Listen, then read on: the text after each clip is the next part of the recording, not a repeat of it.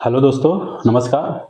उम्मीद करते हैं कि आप लोग सही सलामत होंगे। तो मेरे दोस्तों, आज मैं आप लोग को सी-टेट के जूनियर का मैथमेटिक्स का कंटेंट में वीडियो बनाने जा रहा हूं और प्राइमरी का भी बनाऊंगा। अब जितने प्रीवियस ईयर के क्वेश्चन हुए हैं सभी को मैं एकदम लिख लिख कर सॉल्व करेंगे, ठीक है। तो आपको भी क्या करना है, यहाँ से वीडियो को देखना है और आपको लिखना होगा, प्रैक्टिस करना होगा, ठीक है। तो आइए स्टार्ट करते हैं। सबसे पहले हम सी-टेट सन 2018 के प्रीवियस ईयर का क्वेश्चन लेते हैं, ठीक है। अब लेटेस्ट में जो पेपर हुए हैं 21 का हुआ है, 22 का हुआ है, 23 का हुआ, इसको भी हम करवाएंगे। तो आइए, सबसे पहले हमारा पहला क्वेश्चन है। मेरे पास क्वेश्चन, मैं अपने सामने क्वेश्चन लिख कर रखा हूँ, ठीक है। मैं पीडीएफ भी इसका लिंक दे दूंगा, वहां से आप लोग डाउनलोड कर सकते हैं, ठीक है। आइए, पहला क्वेश्चन ये है। पहला क्वेश्चन यहाँ पर ये है, मैं यहाँ पर लिख देता हूँ, ठीक है। CTET math 6 to 8। तो आइए पहला सवाल श्री गणेश करते हैं। एक बैठक में सदस्यों में से एक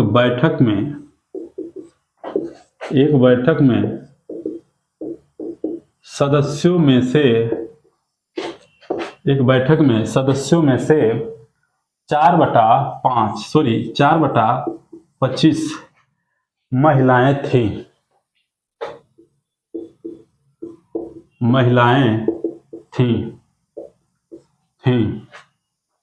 यह सदस्यों का कितना प्रतिशत था?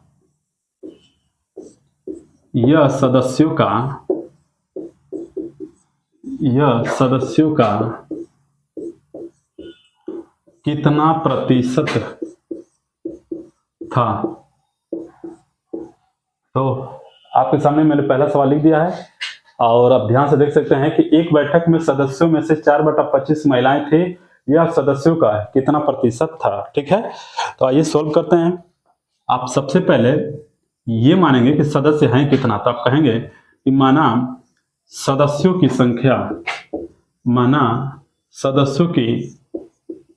संख्या 100। तो महिलाओं की संख्या कितना होगा? महिलाओं की संख्या, इसने क्या बोला, देखिए, सदस्यों में से 4/25, यानी कुल सदस्य कितना है? 100, और महिलाओं का संख्या कितना है? 4/25। तो 25 चौको 100, 4 चौको 16। तो हमने 100 में से 16 क्या निकाल लिया? महिलाओं की संख्या। तो अब हमें चाहिए प्रतिशत। क्या चाहिए? प्रतिशत हमेशा प्रारंभिक मान पर निकाला जाता है। प्रारंभिक हमारे पास मान क्या है? 100। तो कुल 100 में से महिलाएं कितनी है? देखिएगा 16 और गुणे आप कर देंगे 100%। तो 100 से 100 कटेगा तो ये प्रतिशत यहाँ पे लग जाएगा, तो कितना आ जाएगा? 16%। यहाँ पर आप देख सकते हैं। तो कुल सदस्यों का महिलाएं कितनी हैं? 16%। ये लिखने का तरीका है, लेकिन आपको ये जल्दी में क्वेश्चन करना है तो ध्यान से सुनिएगा।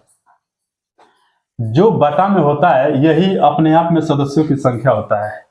यदि आप लाभ हानि पढ़ेंगे तो जो बटा में 25 है यही टोटल क्रय मूल्य कहलाएगा। यदि आप ब्याज पढ़ेंगे तो जो बटा में होता है वही साधारण ब्याज पूरा कहलाएगा, मूलधन कहलाएगा, ठीक है। यानी कि जिस सवाल में जिसकी परिभाषा पूछा गया वही अपने आप में 100% मानेंगे। तो कहने का मतलब यह है, ध्यान से देखिएगा, कि कुल 25 में से 4 क्या हैं? महिलाएं हैं। कुल 25 सदस्य में से 4 क्या हैं? महिलाएं हैं। और परसेंटेज निकालना है तो कुल 4 महिलाएं हैं 25 में से, और गुणे अपने से क्या कर देंगे? 100%। तो 25 चौको 100, 4 चौको 16%। ये रहा आपका आंसर। तो कभी कभी प्रश्नों में हमें ट्रिक भी अपनाना पड़ता है, ठीक है। तो उम्मीद करते हैं कि आपने ये सवाल को समझ गया होगा। आइए हम दूसरे सवाल पर चलते हैं। दूसरा सवाल लेते हैं। एक दुकान ने अपनी कीमतों में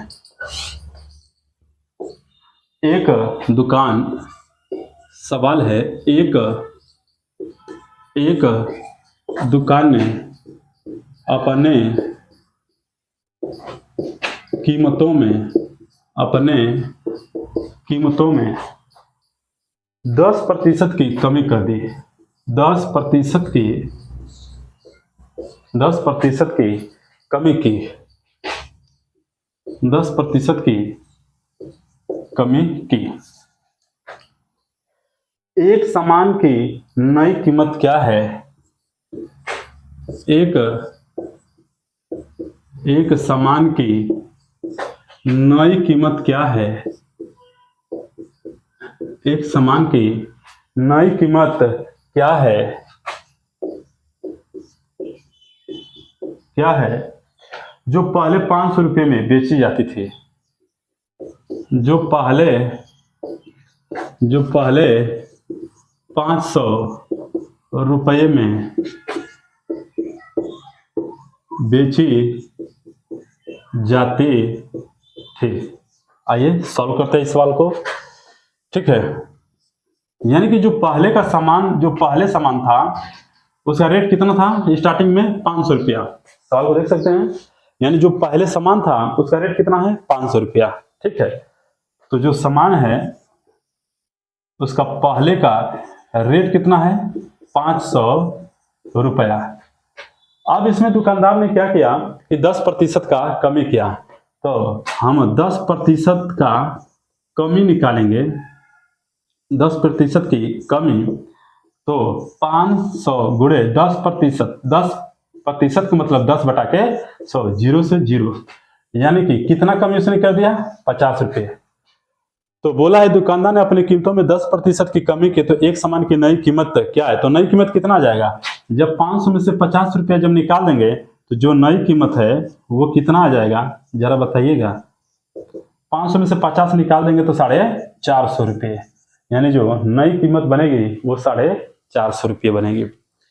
कैसे लगाएंगे इसको? ध्यान से समझिएगा।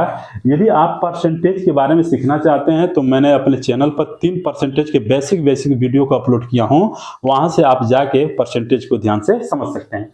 देखिए 10% की कमी हुआ तो 100 में से 10 की कमी 90 बोलेंगे, 20% की कमी 80 बोलेंगे। ठीक है, तो हम क्या करते हैं कि 10% की कमी है तो बच्चे आपके पास बचा क्या? 90%, यानी 500 का 90% निकाल देंगे, 90 बटा के क्या? 100, 0 से 0, 9 पचे 45, कितना? 450 रुपया। ये रहा आपका परसेंटेज का। तो तीसरा क्वेश्चन हमने क्या लिया? देखिए बहुत ही जबरदस्त सवाल आपका यहां पर आ गया है कि नीचे तापमान लिखा है, नीचे तापमान ब्रैकेट में डिग्री सेल्सियस में आपको दिखाया है, में का तापमान में का डाटा सेट दिया गया है, डाटा सेट दिया गया है। वो डाटा क्या है? -6, -8, -2, 3, 2, 0, 5, 4, 8। तो पूछा है डाटा का परिसर। तो डाटा का परिसर क्या होगा? तो डाटा का परिसर क्या होगा? और आपको मालूम होगा कि जो शब्द ये परिसर है ये किसका क्वेश्चन होता है? स्टैटिस्टिक का। तो स्टैटिस्टिक भी मिडिल के लिए बहुत ही इंपॉर्टेंट होता है, क्योंकि स्टैटिस्टिक एक ऐसा आपका चैप्टर होता है कि 100 में 100% गारंटी होता है कि 1 साल पक्का आता है वहां से। और देखिए कितना आसान सवाल पूछ दिया है। ठीक है, तो बताइए इसका आंसर क्या हो सकता है? तो परिसर क्या होता है? ठीक है, परिसर इसी को क्या बोलते हैं? परास। इसी को इंग्लिश में क्या बोलते हैं? रेंज। और इसका अर्थ क्या होता है? उच्च सीमा माइनस निम्न सीमा, उच्च सीमा माइनस निम्न सीमा। मैं इसको ऊपर सॉल्व कर देता हूं, यानी कि जो रेंज होता है वो क्या होता है? Upper limit minus lower limit. यानी कि इसमें सबसे बड़ी संख्या उच्च सीमा क्या है 8, तो हमने लिखा 8, ये माइनस है तो माइनस लिखेंगे। सबसे छोटी संख्या क्या है -8, और जैसे ही यहाँ पर -8 करेंगे तो ये माइनस इसको क्या कर देगा प्लस, तो 8 + 8 कितना 16, ये डिग्री है सेल्सियस, तो क्या आ जाएगा 16 डिग्री सेल्सियस। ध्यान से देख लीजिए। तो इस तरह के सवाल आपके पूछे जाते हैं।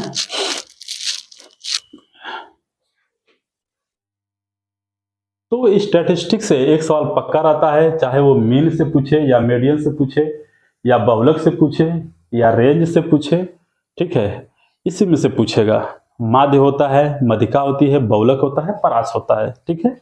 आइए ये भी देखिए प्रोबेबिलिटी से दिया हुआ है, कितना शानदार क्वेश्चन दिया हुआ है। एक सिक्का 10 बार उछाला जाता है, एक सिक्का 10 बार उछाला, एक सिक्का 10 बार उछाला जाता है और परिणाम इस प्रकार अवलोकित किए जाते हैं, और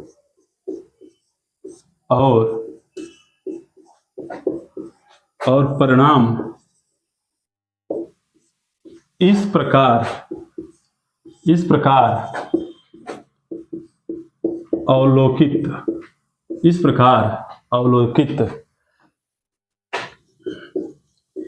किए जाते हैं, इस प्रकार अवलोकित किए जाते हैं। वो क्या क्या है, यहां पर लिखा है हेड, टेल, हेड, फिर लिखा है tail, tail, head, head, tail, head, head. सवाल क्या पूछा है, यहां पर ब्रैकेट भी दिया है, हेड चित्त और टेल पट को दर्शाता है। चित्त प्राप्त करने की संभावना क्या है, अब प्रश्न पूछ दिया चित्त प्राप्त करने की संभावना क्या है। देखिए, चाहे एक सिक्कों को 10 बार उछालिए या 10 सिक्कों को एक बार उछालिए, बात क्या होता है, एक ही होता है, ठीक है। तो यहां पर इसका सिक्के का जो कंसेप्ट है, यहां पर देखेंगे कि एक सिक्के को 10 बार उछाला गया है और यहां पर ये चित्त है और ये क्या है, पट है, यानी कि हेड और टेल। याद रखिएगा, इस सवाल में कभी भी नहीं कहा है कि 2 चित्त आने की प्रायिकता क्या होगा, 3 चित्त आने की प्रायिकता क्या होगा, 5 पट आने की प्रायिकता क्या होगा, ऐसा कुछ नहीं पूछा है। उसका कहने का मतलब यह है कि भाई एक सिक्का को उसने 10 बार उछाला है, तो जो परिणाम है स्पष्ट तरीके से उसके पास यही परिणाम है कि यही हमारे पास परिणाम मिला है, इसी में से उत्तर दीजिए। तो यहाँ पर इसका आंसर क्या होगा, प्रोबेबिलिटी। देखिए प्रोबेबिलिटी जो होता है, जो प्रोबेबिलिटी होता है, यहां पर मैं लिख देता हूं number of total favourable event बटे में total outcome probability. Total outcome क्या होगा, ध्यान से देखिएगा, एक ही सिक्का कितना बार उछाला है, 10 बार, तो टोटल हमारे पास आउटकम होगा 10। आउटकम का मतलब होता है कुल घटना। हमारे पास कितना घटना हुआ, एक सिक्का को फेंकते हैं तो एक बार घटना आपका घटेगा, 2 सिक्का को फेंकेंगे तो 2 बार घटना होगा, है ना। लेकिन इसमें बोला है कि स्पष्ट तरीके से यही हमारा परिणाम है। देखिए ये क्या है, ये शब्द परिणाम लिया है, तो इसी परिणाम में ये आया है, एक बार हेड आया, टेल आया, हेड आया, टेल आया, ये इसी तरह से जोड़ेंगे तो 1 2 3 4 5 6 7 8 9 10। देखिए इसका परिणाम 10 है, तो टोटल घटना कितना हो गया 10। अब इसमें चित्त की बात कर रहा था, चित्त कितना आया है, 1 2 3 4 5 6, तो यहाँ पर लिखेंगे 6, 2 3 6, 2 5 10। इस तरह से इसकी प्रायिकता कितना आ गया, 3/5। आप देख सकते हैं। थोड़ा सा मैं पानी पी लूं, बहुत ही प्यास लगी है।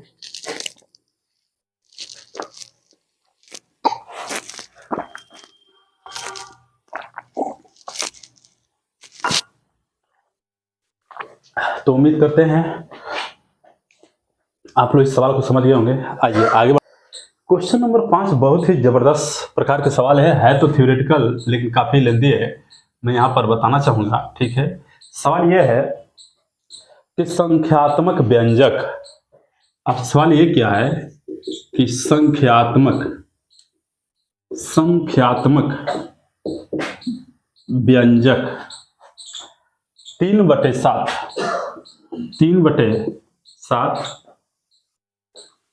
ब्रैकेट में -7/8 बराबर में 25/26 दिखाता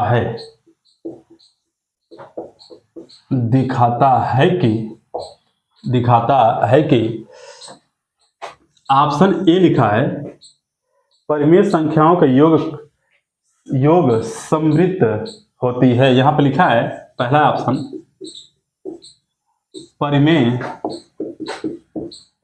परिमेय संख्याओं का योग के अंतर्गत समृद्ध होती है। ऑप्शन बी आपको देखना होगा परिमेय संख्याओं का व्यवकलन, तो यहीं पे मैं लिख देता हूं ये परिमेय है, ये संख्या है, यहां पर लिखना है व्यवकलन। देखिए ये जो शब्द आपका आया है व्यवकलन, यह वास्तविक संख्याओं के गुण से आया है। वास्तविक संख्याओं के गुण में व्यवकलन का मतलब होता है अंतर घटाना। ठीक है, के अंतर्गत समृद्ध है। ऑप्शन सी परिमेय संख्या गुणन के अंतर्गत समृद्ध होती है। परिमेय संख्या गुणन के अंतर्गत समृद्ध होती हैं। परिमेय संख्या, ये मैं इस डॉट कर रहा हूं इसलिए कि ये परिमेय संख्या, ये संख्या है विभाजन के अंतर्गत क्या होती है? समृद्ध होती है। विभाजन के अंतर्गत क्या होता है? समृद्ध होता है। अब इस तरह के प्रश्नों को कैसे आप सोल्व कर सकते हैं? जो व्यक्ति यदि हमसे ऑफलाइन में पढ़े होंगे उनको ध्यान में आया होगा कि मैंने उनको संख्याओं का, वास्तविक संख्याओं का गुण मैंने पढ़ाया है, और वो कौन कौन होते हैं। पहला समृद्ध गुण होता है जिसको समरक का गुण कहते हैं, इंग्लिश में क्लोजर प्रॉपर्टी बोलते हैं। फिर इसके बाद क्रम विनिमयता का गुण हो जाता है जिसको कम्युलेटिव प्रॉपर्टी बोलते हैं।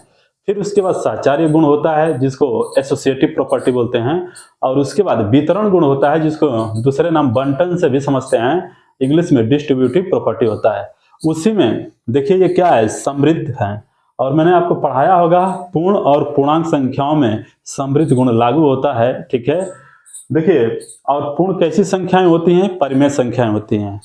तो आपको मालूम होगा कि मैंने वहां पर बताया था कि गुणन और विभाजन में लागू नहीं होगा, क्योंकि जीरो कैसी संख्या है? एक परिमेय संख्या।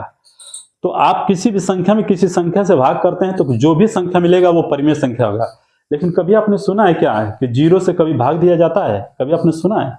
जीरो से भाग ही नहीं दिया जाता है। अर्थात एक भिन्न के सवाल में हर में कभी जीरो नहीं लिखा जाता है, इसलिए वो अपरिभाषित हो जाता है, तो विभाजन का नियम नहीं लगता है। तो योग के अंतर्गत समृद्ध है, तो पूर्ण और पूर्णांक संख्याएं इसके अंदर समृद्ध होता है, योग के अंतर्गत समृद्ध होता है, और पूर्ण और पूर्णांक संख्याएं क्या होती हैं? परिमेय संख्याएं। इसका मतलब इसका आंसर कितना हो जाएगा? ए। बहुत सारे बच्चे इसको समझ पा रहे होंगे। ठीक है, कि इसको कैसे सॉल्व किया जाता है। ठीक है, जैसे मान लीजिए कि हमने ये कहा कि दो पूर्ण संख्याओं का योग पूर्ण संख्या होना चाहिए। मान लीजिए आपने 2 लिया और एक 5 लिया, 2 + 5 कितना होगा? 7। 7 भी क्या है? एक पूर्ण संख्या। लेकिन पूर्ण संख्या सदैव धनात्मक होती है, लेकिन यहाँ पर क्या है? देखिए ये क्या है? ऋणात्मक। ठीक है, अब पूर्णांक संख्या में भी लागू होता है, तो कोई भी दो पूर्णांक संख्याओं का योग करेंगे तो पूर्णांक संख्या ही मिलेगा, है कि नहीं? और पूर्णांक संख्या में क्या होता है जरा बताइएगा? निगेटिव भी होता है, पॉजिटिव भी होता है। तो यहाँ पर क्या है? निगेटिव। और परिमेय संख्या भी धनात्मक होती हैं और ऋणात्मक भी होती हैं। तो ये है, तो इसको कौन सेटिस्फाई करता है? Option A. ठीक है, परिमेय संख्याओं का योग के अंतर्गत समृद्ध। तो आइए नेक्स्ट क्वेश्चन की बात करते हैं। बहुत ईजी है, निम्नलिखित 3D आकृतियों में से किसमें शीर्ष नहीं होता है? सवाल है यहाँ पर निम्नलिखित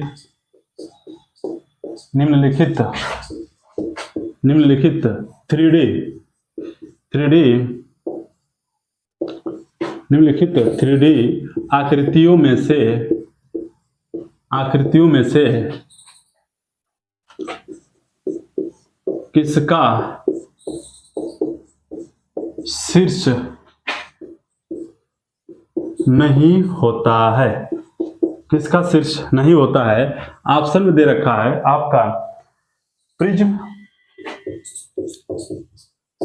ऑप्शन बी दे रखा है शंकु, सी दे रखा है गोला और ऑप्शन डी में दिया है पिरामिड। तो मेरे प्रिय छात्र छात्राओं, मैं आपको बता दूं कि प्रिज्म, शंकु और पिरामिड, इनका आधार त्रिभुज से भी बनता है और आयत से भी बनता है, घनाभ से भी बनता है। और आपको मालूम होगा कि घनाभ से बनाएंगे तो घनाभ में शीर्ष होते हैं। शीर्ष का मतलब होता है कोना। जिसमें कोना हो उसे शीर्ष कहते हैं, जिसमें कोना नहीं है उसे क्या कहेंगे? शीर्ष नहीं होगा। तो इसका मतलब कि गोला क्या होता है? 3D आकृति होती है। बॉल, जैसे मान लीजिए आप क्रिकेट में जो मैच खेलते हैं वो बॉल के ले लीजिए, है कि नहीं? उसमें कहां शीर्ष है भाई, है कि नहीं? तो कौन सा आकृति? गोला। ऑप्शन क्या हो जाएगा? सी। ये भी मैंने आप लोगों को बखूबी पढ़ाया है। मैंने फॉर्मूला भी लिखवाया है कि किसमें आकृति में शीर्ष होता है और कितने शीर्ष होते हैं और कितने भुजा होते हैं। ये सब हम आपको किसी दिन वीडियो बनाकर अपलोड कर देंगे, ठीक है? तो आइए, तो मैथ बहुत आसान होता है, बस समझने की बात होती है, ठीक है? आइए नेक्स्ट सवाल की बात करते हैं, ठीक है? यदि 3/7 to the power 4 into,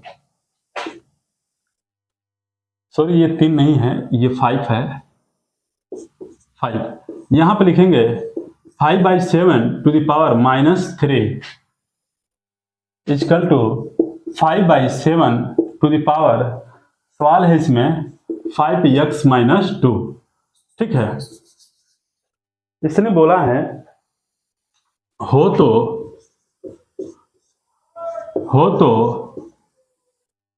x का मान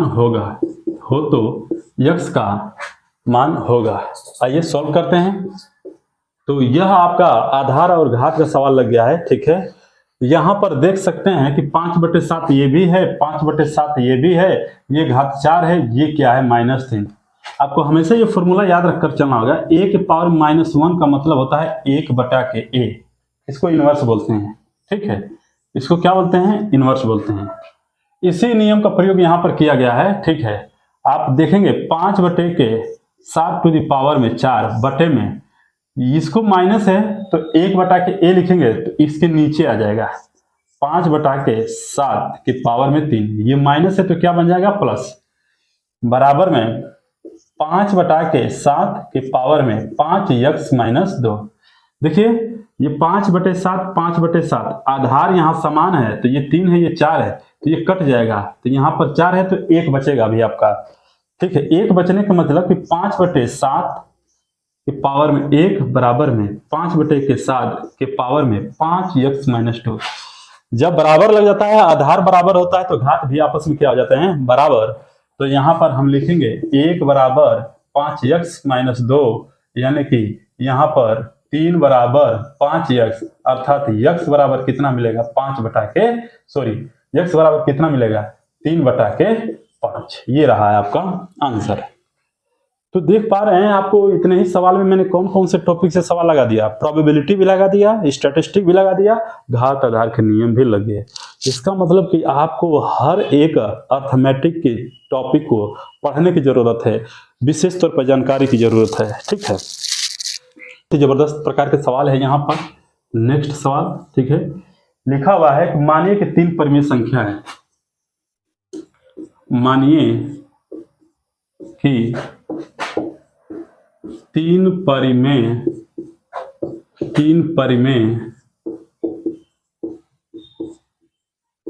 3 परिमेय संख्या है। a बराबर दिया है 3/5, b बराबर दिया है 2/3, c बराबर -5/6।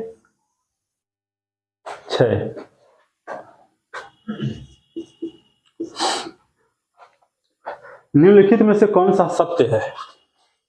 इसने परिमेय संख्या देकर और आपको निम्नलिखित में से कौन सा सत्य है? निम्नलिखित में से कौन सा सत्य है? इसने परिमेय संख्या देकर आपको टेस्ट करने की बात कर दिया। टेस्ट करने का मतलब ये होता है अब आपको प्रूफ करना पड़ेगा कि आखिर कौन सा इसमें से ऑप्शन सही होगा। और ऑप्शन ये दिया है a गुणे ब्रैकेट में b प्लस c। यदि इसको आप सॉल्व करते हैं तो यही b गुणे a प्लस c, तो जो ये मान आएगा वही यहां पर भी आएगा। ठीक है, ऑप्शन भी दिया है a भागे b प्लस c बराबर में b भागे a plus c। C option है a plus b plus c बराबर में b plus a plus c। Option D a minus b minus c बराबर में b minus a minus c। ये रहा है आपका क्वेश्चन। यही ऐसा ही क्वेश्चन आपको समझ लेगा। क्यों? क्योंकि हम इसमें दोनों में a b और c का मान रखेंगे और इसको ज्ञात करेंगे। तो ज्ञात क्या करना होगा कि बायां पक्ष बराबर दायां पक्ष। यदि जहां बायां पक्ष और दायां पक्ष बराबर हो जाएंगे वही आपका क्या हो जाएगा? आंसर। लेकिन आप वास्तविक संख्याओं के गुण का यदि प्रयोग करेंगे तो महज आप मात्र 2 सेकंड में इसको हल कर सकते हैं। क्यों? क्योंकि ये देखिए यहाँ दो संख्या है, 2 में कौन सी संख्या लगी? तीसरी। यह कौन सा नियम लग गया? सहचार्य नियम। और सहचार्य नियम के क्रम में चेंज भी होगा तब भी हमारा आंसर वही होगा, उसके आंसर पे कोई प्रभाव नहीं पड़ेगा। ठीक है, तो आंसर हमारा क्या आ जाएगा? सी। उस नियम से हमारा आंसर क्या आ जाएगा? सी। लेकिन बहुत बच्चे लगाते हैं, तो इसी में हम रख कर देख लेते हैं। बताइएगा ए का मान क्या है? 3/5। बी का मान कितना है? 2/3 प्लस सी का मान क्या है? -5/6। तो जब ये माइनस है तो इसको माइनस कर देगा, तो 3/5। आपको एलसीएम लेने की कोई जरूरत नहीं है, डायरेक्ट गुणा करिए। 6 गुना के 12, 3 5 15, 12 15 कितना होता है? 27। यदि ये माइनस है, देखिए ये 6 गुना के 12, 3 5 15। यदि ये माइनस है तो उल्टा 15 में से 12 घटाएंगे तो कितना आ जाएगा? -3। तो अब ये क्या बन जाएगा? -3 और बट्टे में 3 6 कितना हो जाएगा? 18। ठीक है, अब बताइएगा 3 कम 3, 3 6 18, 6 त्रिके 18 और 5 कम 5 बट्टे में 5 6 23। 18 में से 5 जाए कितना? 13। 13 बट्टे कितना आ गया? 30। तो हमने इसको हल किया तो 13/30 आया। तो इसमें भी क्या आना चाहिए? 13/23। जब इसमें भी इसको रखेंगे तो आपका आएगा 13/23। तो इस तरह से सॉल्व करेंगे रखकर तो समय ज़्यादा लगेगा। इसीलिए वास्तविक संख्याओं के गुण को आपको समझना बहुत जरूरी होता है। वास्तविक संख्याओं के गुण में जो सहचार्य नियम होता है, इसमें 3 संख्या होते हैं और तीनों संख्या का क्रम बदल कर भी यदि लिखेंगे तो उसके मान पे कोई प्रभाव नहीं पड़ता है। यानी कि जो ये लिखा है वही ये लिखा है। जैसे सपोज मैंने आपको दिखा दूं, मैंने लिखा 2 + 3 + 5। जरा बताइए 3 2 5, 5 5 कितना होगा? 10। अब हम चेंज कर दिए, 2 के साथ 5 कर दिए और यहाँ पर 3 कर दिए। अभी 5 2 7 7 3 10। देखिए आप जो मन करे वो चेंज कर दीजिए ना, कोई दिक्कत नहीं है। 5 ले लीजिए, यहाँ 3 ले लीजिए और +2 कर दीजिए। 5 3 8 2 10।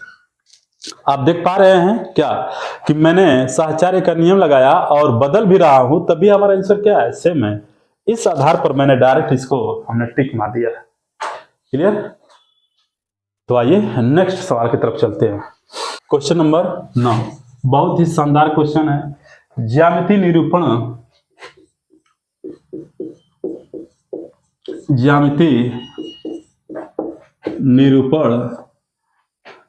जो पूरे और उसके अंश जो पूरे और उसके अंश के बीच संबंध दिखाता है। पूरे और उसके बीच संबंध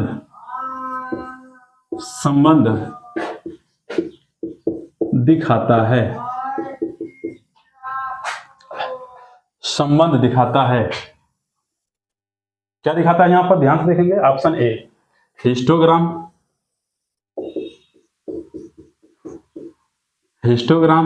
ऑप्शन बी चित्रलेखा,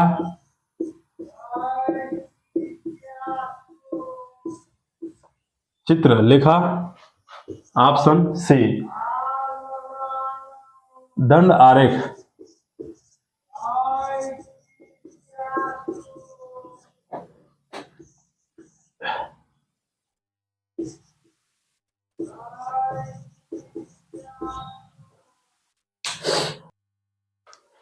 तो आइए सवाल को देखते हैं। नेक्स्ट सवाल क्या है? ज्यामितीय निरूपण जो पूरे और उसके बीच संबंध दिखाता है, वो संबंध क्या होना चाहिए? हिस्टोग्राम, चित्रलेखा, दंड आरेख, पाई चार्ट। हमें अंश, ये बताइए अंश किसमें हम दिखाते हैं? अंश पाई चार्ट। क्यों? क्योंकि पाई चार्ट का मतलब होता है एक वृत्त, और वृत्त के सभी अंतःकोण कितने होते हैं? 360 डिग्री। तो इसको चाहे तो आप पूरा 100% भी मान सकते हैं और कोण में 360 डिग्री। तो यहाँ पर जो पूरे का मतलब क्या? 100%, और क्या उसके बीच संबंध दिखाता है। ठीक है, ज्यामितीय निरूपण जो पूरे और उसके सवाल मैंने अधूरा लिखा है, जो उसके अंश यहाँ पे लिखेंगे अंश के बीच संबंध, तो अंश आ गया। तो 360 डिग्री कहां पर है? पाई चार्ट में। तो आंसर भी हमारा क्या हो जाएगा? Pie chart. देख रहे हैं, कभी कभी थ्योरेटिकल सवाल पूछ देता है, इसलिए आपको समझना जरूरी होता है। ठीक है, आइए नेक्स्ट सवाल करते हैं। यदि Q एक प्राकृतिक संख्या, यदि Q एक प्राकृतिक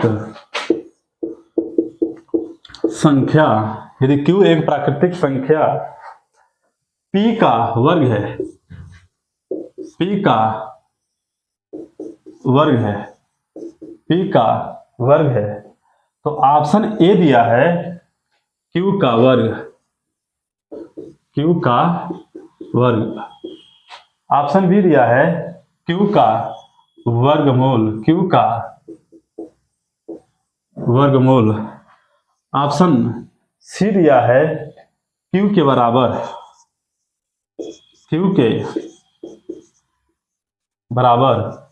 ऑप्शन डी दिया है Q से बड़ा। तो ध्यान से देखिए, लिखा क्या है? यदि Q एक प्राकृतिक संख्या P का वर्ग है, P का वर्ग, तो जैसे जैसे सवाल बोलता है उसी के अकॉर्डिंग यदि हम चलेंगे तो हमारा निश्चित ही आंसर मिलेगा। देखिए क्या बोला है?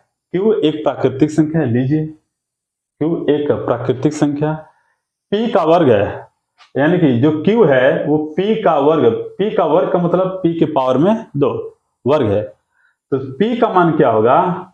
जब यह वर्ग इधर जाएगा तो यह स्क्वायर रूट में बदल जाएगा। यहां पर क्या लिखेंगे? Q। तो P का वर्ग है क्या? Q के वर्गमूल, क्योंकि स्क्वायर रूट को क्या कहते हैं? वर्गमूल। तो ऑप्शन क्या होगा? ये करने का मतलब क्या होता है? वर्गमूल। तो Q का वर्गमूल है, ऑप्शन क्या होगा इसमें? Q का वर्गमूल है। ठीक है, ये आपका राइट आंसर हो जाएगा। देखना ना, छोटा सा आपको से जो कि बेसिक कॉन्सेप्ट पे सवाल पूछा गया है, थोड़ा सा यदि आप रिवाइज करते हैं तो आप पेडागॉजी को लेकर नियर अबाउट 25 से अब आप सवाल पूरा कर सकते हैं। ठीक है, सवाल इस तरह से है। ठीक है, 91 प्लस करने में 70 प्लस करने में 21 का मान होगा, सॉरी ये 121 है। ठीक है, तो इसका आंसर कितना आएगा?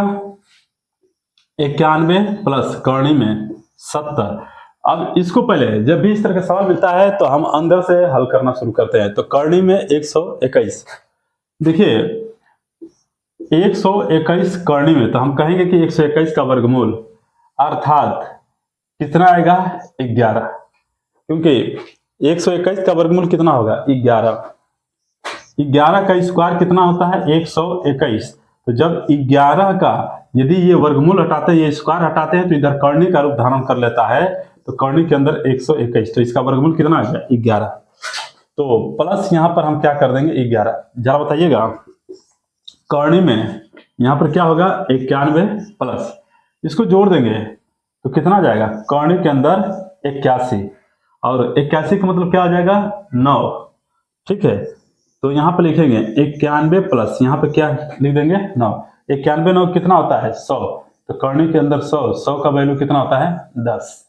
तो ये मैं लिख कर बताया हूँ, ये तो मन में ही हल होने वाला प्रश्न है। ठीक है, तो ऐसे प्रश्नों में पेन चलाने से बचिए, ठीक है, क्योंकि समय का बहुत अभाव होता है।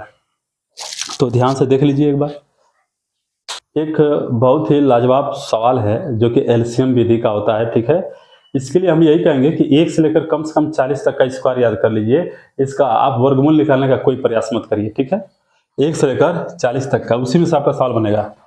मैं सवाल यहाँ पर आपको बताता हूँ कि सवाल क्या दिया है। एक पार्क में 784 पौधे व्यवस्थित किए जाते हैं ताकि पंक्ति में पौधे की संख्या पंक्ति की संख्या के समान है। देखिए, जब भी पौधे की संख्या पंक्ति के समान है, ये मन में एकदम पूरा रट लीजिए कि कभी भी कुछ ऐसा सवाल मिले जो दोनों ही समान की बात करता है, तो उस केस में उस प्रश्न में आपका किसी न किसी संख्या का वर्ग दिया रहता है। किस संख्या का वर्ग दिया रहता है वही हमारा आंसर हो जाएगा। जैसे इस प्रश्न में दिया है कि एक पार्क में 784 पौधे व्यवस्थित किए गए हैं। क्या 784 पौधे को, सवाल बड़ा है इसलिए इसको लिखना नहीं चाहते हैं। ठीक है, 784 पौधों को व्यवस्थित किया गया है, और पंक्ति में जितने पौधों की संख्या है उतने ही पंक्तियों की संख्या, यानी 784 पौधे हैं तो 784 पंक्ति भी बनेंगे। समझ में आया? तो इसीलिए एक बीमा और ये 2 बीमा, जैसे ही 2 बीमा का गुणा करते हैं तो क्या निकलता है क्षेत्रफल ही निकलता है, वर्ग ही आता है। इसीलिए ये प्रश्न में हमेशा वर्ग दिया रहता है। कभी भी 2 चीज का यदि आप समान की बात देख लेंगे कि क्वेश्चन में समान की बात किया है, तो निश्चित उसका वर्गमूल ही हमारा आंसर हो जाएगा। 784 जरा बताइए यह किसका वर्ग होता है? तो आप कहेंगे ये तो 28 का वर्ग होता है। 27 का वर्ग 729, 784 किसका होता है 28 का वर्ग। तो आपका आंसर कितना बनेगा 28, यही आपका क्या हो जाएगा आंसर।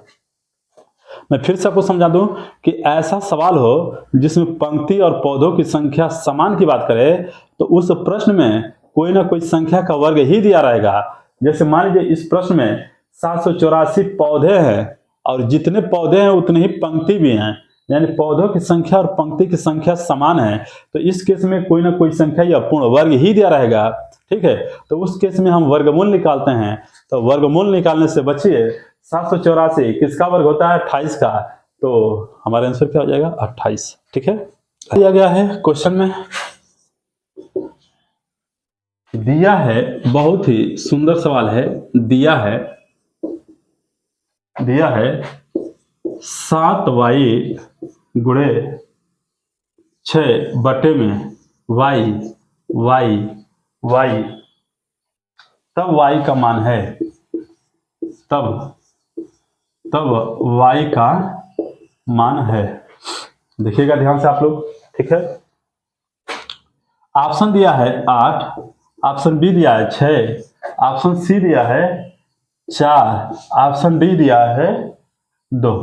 तो जब भी इस तरह से टेस्टिंग, इसको क्या बोलते हैं टेस्टिंग क्वेश्चन, यानी कि आपको टेस्ट करना है कि y की जगह पर ऐसा क्या मैं ले लूं कि रिजल्ट भी हमारा क्या मिल जाए, 3 अंकों में y ही मिल जाए। और रिजल्ट मिलेगा तो इसका मतलब क्या हुआ कि इन्हीं में से कोई होगा।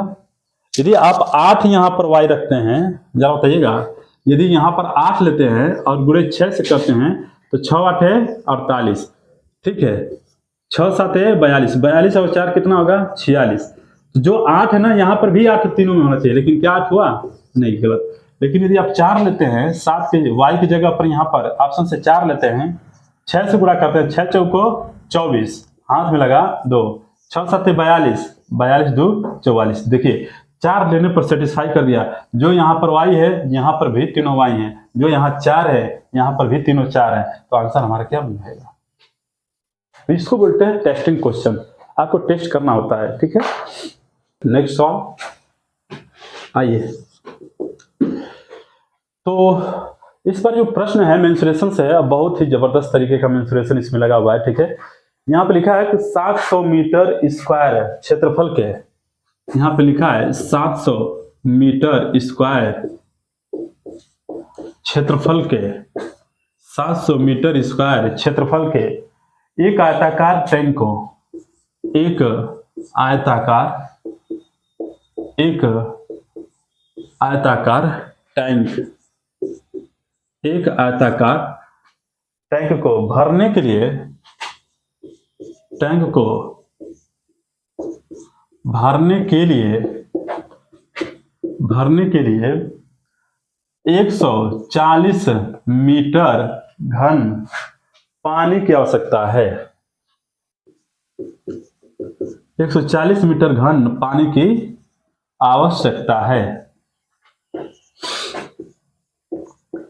आवश्यकता है, टैंक में पानी की स्तर की ऊंचाई क्या होगा। टैंक में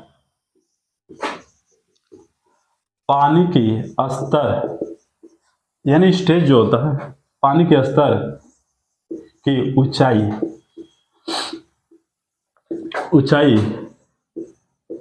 क्या होगा।